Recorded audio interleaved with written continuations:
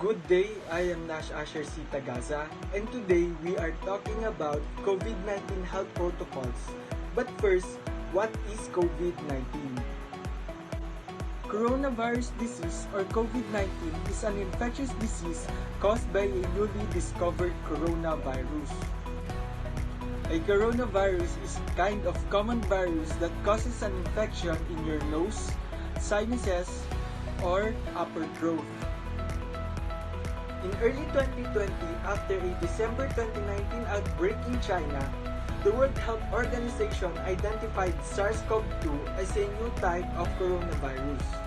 The outbreak quickly spread around the world. COVID-19 is a disease caused by SARS-CoV-2 that can trigger what doctors call a respiratory tract infection. It can affect your upper respiratory tract or lower respiratory tract.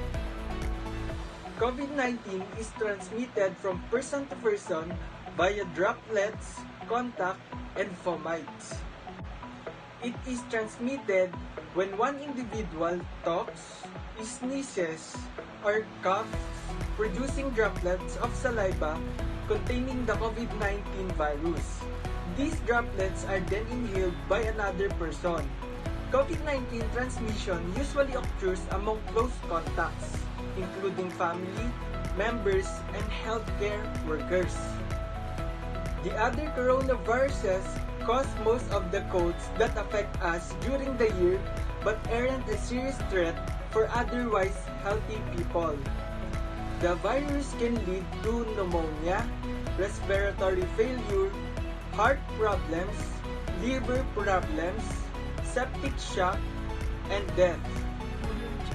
Older people and those with underlying medical problems like cardiovascular disease, diabetes, chronic respiratory disease, and cancer are more likely to develop serious illness.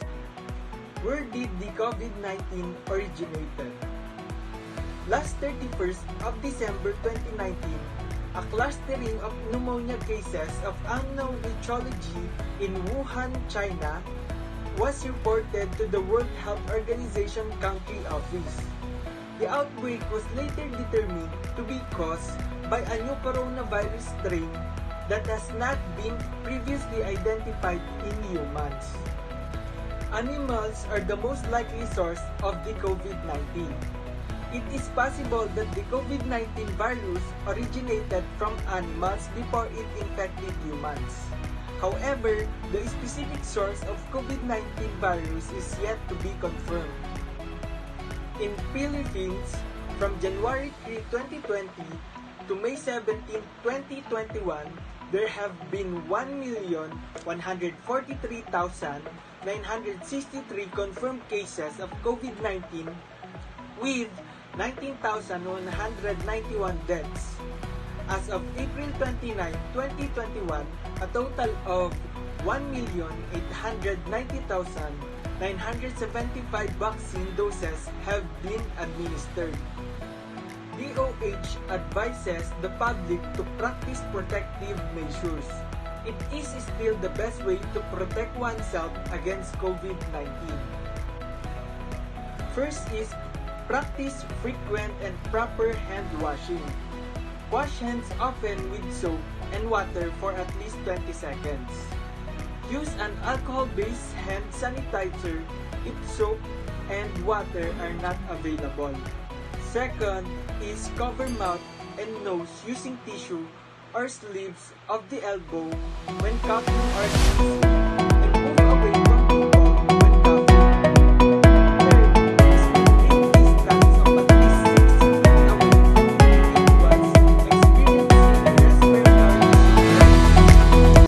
And with COVID cases surging in Manila, the Philippines has ordered more than 24 million people in and around Manila into a complete coronavirus lockdown. Announcing the week-long measure, the presidential spokesman Harry Roque said that the virus is the enemy of and not the government. Now, Philippines has reported 9,838 coronavirus cases, the biggest daily jump since the pandemic began, and a recent spike in infections has forced authorities to widen tighter restrictions in the capital Manila to surrounding provinces. However, once a day religious services with up to 10% of a church's capacity will be allowed in the week ahead of Easter.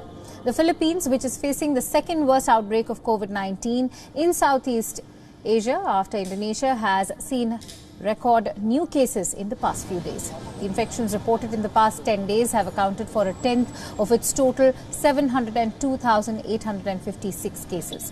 However, despite a surge in cases, the Pulse Asia's survey conducted on 2,400 respondents predicted that 6 of 10 Filipinos are unwilling to be vaccinated due to safety concerns.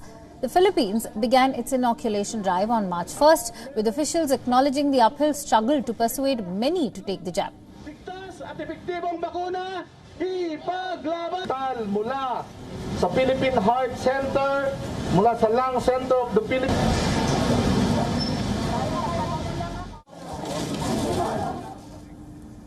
And with that, it's time to slip into a short break as news and updates follow.